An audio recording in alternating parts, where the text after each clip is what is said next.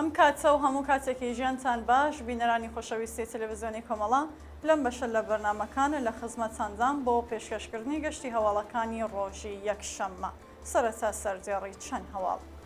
کۆبوونەوەی خوازیارانی مەسکەنی ملی لە ئیلام، ناڕزایەتی دانیشتوانی شاری دێگولان دژ بە خراپی ڕێگەوبان، پشتیوانی جایەکانی دادخوازی کوردستان لە شەریفە محەممەدی و پەخشان عەزیزی، سووتانی جەیان هێکتار لە دارستانەکانی مەریوان لەلایەن دژمنانی ژینگە، کۆچی دوایی فەرەیدون زەمانی چالاکی کرێکاری خەڵکی شاریسنا، کۆبوونەوەی کرێکارانی ڕەسمی نەوت لە ناوچێ پارسی جنوبی، خۆپیشاندانی پەرستەران لە ئیسفەهان، کۆبوونەوەی بەردەوامی کرێکارانی پەیمانی مخابرات لە تەورێز و پەیوەستبوونی کۆمەڵێک لە بەندکراوانی زیندانی ئیسفەهان بە کارزارینا بۆ ئیعدام.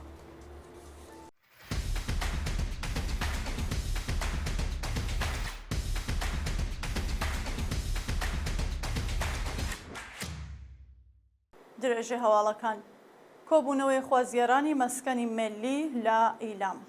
ڕۆژی شەممە دەی خەرمانان خوازیارانی مەسکەنی ملی ئیلام با کۆبوونەوە لە بەردەم ئۆستانداری خوازیاری ڕوونکردنەوەی چارەنووسی خانووەکانیان بوون. بە وتەی چالاکانی مەدەنی ئیلام، خوازیارانی مەسکەنی ملی ئیلام بڕی 500 ملیۆن تمەن پارەیان بۆ بەرەو پێشوونی ئەو پرۆژەیە داوە و ماوەی 5 ساڵە قیستی وامە بانکەکانیان ئەدەنەوە، بەڵام هێشتا چارەنووسی خانووەکانیان ڕوون نەکراوە و خەڵک لە بلا تەکلیفیدا ماونەتەوە. ناڕزایەتی دانیشتوانی شاری دێگولان دژ بە خراپی ڕێگەوبان. ڕۆژی شەممە دەی خەرمانان دانیشتوانی شاری دێگولان لە ئاست خراپی ڕێگەوبانەکانی ئەو شارستانە ناڕزایەتیان دەربڕی. بە پێی زانیاریەکان خەڵکی ناڕازی دێگولان جادەی بڵواناوەیان داخستووە و بە وتنەوەی دروشم خوازیاری جێبەجێکردنی داواکاریەکانیان بوون. بە وتەی هاونیشتیمانیان جادەی دێگولان بۆ قڕوا یەکێک لە جادە ترانزیتیەکانی کوردستانە و بەهۆی خراپی بارودۆخی ئەو جادەیە ساڵانە بەدەیان هاوڵاتی دەبنە قوربانی. پشتیوانی جایەکانی دادخوازی کوردستان لە شەریفە محەممەدی و پەخشان عەزیزی. دایکانی دادخوازی شۆڕشی ژینە لە کوردستان ڕۆژی شەممە دەی خەرمانان لە کۆبوونەوەیەکدا پشتیوانیان لە پەخشان عەزیزی و ڕیشە مورادی و شەریفە محەممەدی کرد.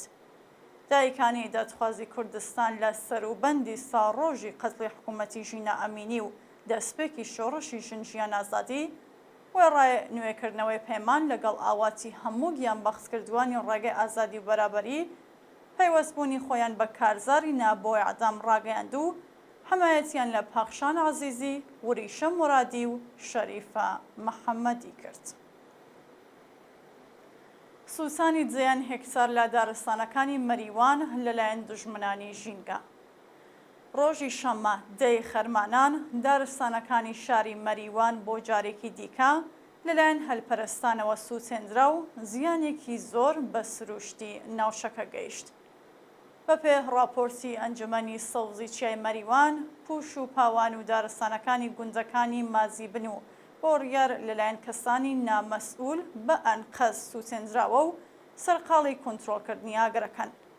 بە وتەی چالاکانی مەدەنی مەریوان، ئەنجامانی کۆمیسەی ئاوایەکانی بۆڕیار نەگەڵ گۆشخانی ڕەزا و تیمێکی فریاکەوتنی نێوشاری ئەنجومەنی سەوزیچیا، ئەنجومەنی پاکۆی سەڵاوە، قەڵای شامیان و بەشی فریاکەوتنی فەرمانگەی سەرچاوە سروشتیەکان لە هەڵمەتی دامرکانەوەی ئاگرەکە بەشداریان کردووە. کۆچی دوایی فەرەیدون زەمانی چالاکی کرێکاری خەڵکی شاری سنا. لە ڕۆژانی ڕابردوودا چالاکێکی مەدەنی و کرێکاری شاری سنا بە ناوی فەرەیدون زەمانی بەهۆی جەڵتەی مێشکەوە گیانی لەدەستەوە. کاک فەرەیدون زەمانی لە چالاکانی کرێکاری خۆشناوی شاری سنە بوو کە لە ڕۆژی 29 گەلاوێژ لە تەمەنی 58 ساڵیدا بەهۆی جەڵتەی مێشکەوە دەست بە جێگیانی لەدەستەوە. سەرخۆشی خۆمان ئاراستەی بنەماڵە، دۆستان و هەموو چالاکانی کرێکاری و مەدەنی کوردستان دەکەین و خۆمان بە شەریکی خەمیان دەزانین. کۆبوونەوەی کرێکارانی ڕەسمی نەوت لە ناوچەی پارسی جنوبی. ڕۆژی شەممە 10 خەرمانان کرێکارانی ڕەسمی نەوتی شاغەڵ لە ناوچەی ئەمەڵیاتی پارسی جنوبی بۆ جارێکی دیکە دژ بە دۆخی خراپی پیشەوی و معیشەتی کۆبوونەوە. کرێکارانی ڕەسمی نەوت خوازیاری وەلانانی سەقفی حەقدەست بەکردەوە دەرهاتنی مادەی دەی ئەرک و بەرپرسیارەتی پێرسۆنەلی نەوت، وەلانانی ئەسەنگەکانی بەرزەم سەنەواتی خانەنشینی، گەڕانەوەی ئەو بڕەپارە لە ساڵانی ڕابردوو وەکو باج لەسەر حەقدەستەکانیان کەم کراوە، دابینکردنی ئیمکاناتی ڕەفاهی، پێدانی جاخوازیە جواخراوەکان و دوورخستنەوەی بەرپرسانی ناکارامە بوون. خۆپێشاندانی پەرستاران لە شاری ئیسفەهان. ڕۆژی شەممە 10 خەرمانان پێرسۆنەلی ئۆرژانس و پەرستەرانی ئیسفەهان بۆ جارێکی دیکە لە ئاست جێبەجێ نەکردنی جاخوازیەکانیان ناڕزایەتیان دەربڕی. پەرستاران و پێرسۆنەلی ئۆرژانس خوازیاری پێزانی جاخوازیە جواخراوەکان، زیادکردنی حەقدەست، چوونە سەرەوەی تعرفەی پەرستاری، تەزمینی ئەمنیەتی پیشەیی، کەمکردنەوەی ساعاتی کار، دامەزراندنی هێزی کاری نوێ و ڕێگری لە کۆچکردنی کادری دەرمان بۆ دەرەوەی وڵات بوون. کۆبوونەوەی بەردەوامی کرێکارانی پەیمانی مخابرات لە تەورێز. کرێکارانی پەیمانی مخابراتی تەورێز ڕۆژی شەممە 10 خەرمانان بۆ چەندەمین ڕۆژی بەردەوام لە ناڕزایەتی بە دۆخی خراپی پیشەوی و معیشەتی کۆبوونەوە. کرێکارانی ناڕازی بەشدار لەو کۆبوونەوە خوازیاری پێدانی حەقدەست و مەزایە جواخراوەکان، زیادکردنی ئاستی حەقدەست، پەرداختی سەنەوات و حەقی بیمە، بەکردەوە دەرهاتنی گەڵاڵەی ڕیزبەندی پیشەکان و بەڕێوەچوونی بڕگەکانی 48 و 49 یاسای کار بوون.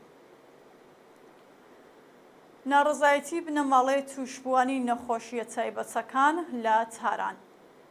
بنەماڵەی نەخۆشیە تایبەتەکانی ئێران ڕۆژی شەممە 10 خەرمانان لە بەردەم وەزارەتی بێهداشت لە شاری تاران کۆبوونەوە. بە پێوە ڤیدۆیانەی لە تۆڕە کۆمەڵایەتیەکان بڵاوکراوەتەوە، زیاتر لە 200 کەس لە بنەماڵەی توشبووانی نەخۆشیە تایبەتەکان وەکو SMI با کۆبوونەوە لە بەردەم وەزارەتی بێهداشت، خوازیاری دابینکردنی دەرمان بۆ ئازیزانیان و کەمکردنەوەی هەزینەکانی بێهداشت و دەرمان لە ئێران بوون. پەیوەستبوونی کۆمەڵێک لە بەندکراوانی زیندانی ئیسفەهان بە کارزاری نابەوە ئەعدام. ڕۆژی شەممە 10 خەرمانان کۆمەڵێک لە بەندکراوانی زیندانی ئەسەدابادی مۆبارەکە لە ئیسفەهان پەیوەستبوونی خۆیان بە کارزاری 3 شەممانەی نابەوە ئەعدام ڕاگەیاند. بە پێزانیاریەکان تا بە ئەمڕۆ زیاتر لە 20 بەندیخانە بەو کارزارە پەیوەستبوون و ڕۆژ لە دوای ڕۆژ پەرەدەستێنێت. کارزاری نابەوە ئەعدام سەرماوەزی ساڵی ڕابردوو پاش لە سێدارەدانی ژمارەیەک بەندکراوی سیاسی دەستی پێکرد و بەندکراوانی سیاسی 3 شەممەی هەموو هەفتەیەک بە مەبەستی هەڵوەشانەوەی سزای سێدارە لە ئێران ماندەگرن.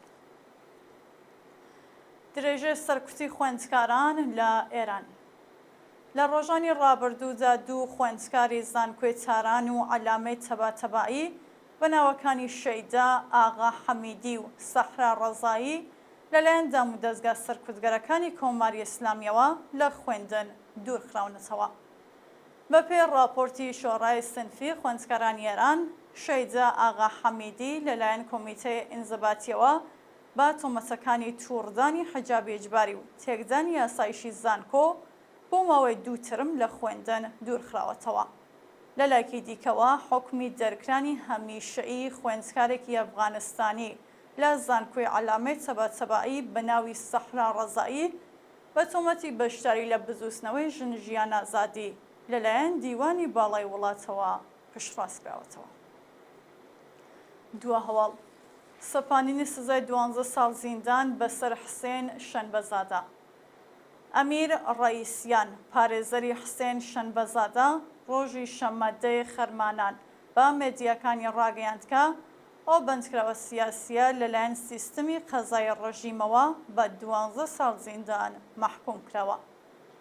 بە پێزانیاریەکان حسێن شەنبەزادە بە تۆمەتی چالاکی تەبلیغی لە بەرژەوەندی ئیسرائیل بە 5 ساڵ زیندان، بە تۆمەتی بێڕێزی بە پیرۆزیەکان بە 4 ساڵ زیندان و بە تۆمەتی بڵاوکردنی پڕۆپاگەندا بە 2 ساڵ بەندکران و بژاردننی 50 ملیۆن تمەن جەریمەی ماڵی مەحکوم کراوە. بینەرانی خۆشەویست، هەواڵەکانتان پێشکەشکرا، هەر شاد و ئاسوودە.